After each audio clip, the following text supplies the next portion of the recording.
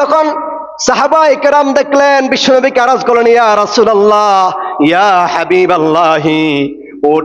এমনকি বিভিন্ন পানিকুল আপনাকে সিজদা করে, আমাদেরও মন চায় আপনাকে সিজদা করতে। আমাদের কি চায়? মন চায় আপনাকে সিজদা করে। পানি যদি আপনাকে সিজদা করতে পারে, আর আমরা তো মানুষ, আশরাফুল মাখলুকাত, আমাদের জ্ঞান আছে, বুদ্ধি আছে, ওরা অবুঝ হয়ে যদি আপনাকে এত কদর করে, সম্মান করে, তাজিম করে, সিজদা করে, আমরা জ্ঞানওয়ালা মানুষ, বুদ্ধিমান মানুষ হয়ে আপনাকে সিজদা করতে পারবো না কেন? ইয়া রাসূলুল্লাহ, অনুমতি দেন, আপনাকে সিজদা করি। বিশ্বনবী হাদিসে বলছেন, লা ইয়াসলুহু লিবাশারিন আন ইয়াসজুদা লিবাশারিন ওয়ালাউ সালাহা লিবাশারিন আন ইয়াসজুদা লিবাশারিন লা আমারতুল মারআতা আন তাসজুদা লিজাওজিহা মিন ইযমি হাক্কিহি আলাইহা। বিশ্বনবী বলেন, কোন মানুষের জন্য শোভা নয় কোন মানুষকে সিজদা করা, কোন মানুষের জন্য শোভা নয়, উচিত নয়, কোন মানুষের জন্য দায়িত্ব নয়, নির্দেশ নয় কোন মানুষকে সিজদা করবে। কারণ মানুষ যদি মানুষকে সিজদা করার অনুমতি থাকতো, আমি আল্লাহর পয়গম্বর প্রত্যেকটা নারীকে বলতাম সে যেন তার স্বামীকে সিজদা করে। সুবহানাল্লাহ বলে।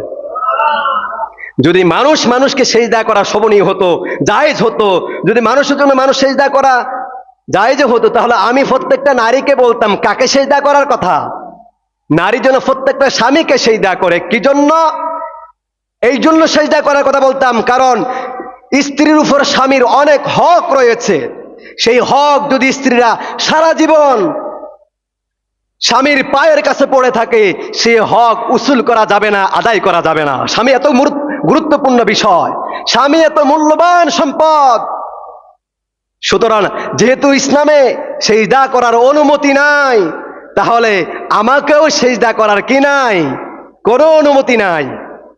তাহলে দেখেন, বিশ্বনবী বলছেন, মুসনাদ আহমদের হাদিস, যে লা ইয়াসলুহু লিবাশারিন আন ইয়াসজুদা লিবাশারিন ওয়ালাউ সালাহা লিবাশারিন আন ইয়াসজুদা লিবাশারিন লা আমারাতুল মারআতা আন তাসজুদা লিজাওজিহা মিন ইযমি হাক্কিহি আলাইহা।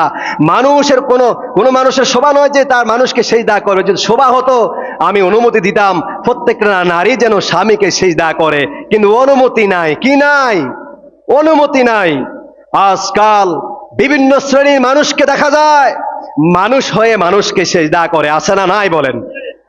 মানুষ হওয়া সত্ত্বেও, বিশ্বনবী নিষেধ করা সত্ত্বেও কিছু মানুষ গিয়ে বাবার পায়ে সিজদা করে, কিছু মানুষ গিয়ে পীরের পায়ে সিজদা করে, আছে না নাই?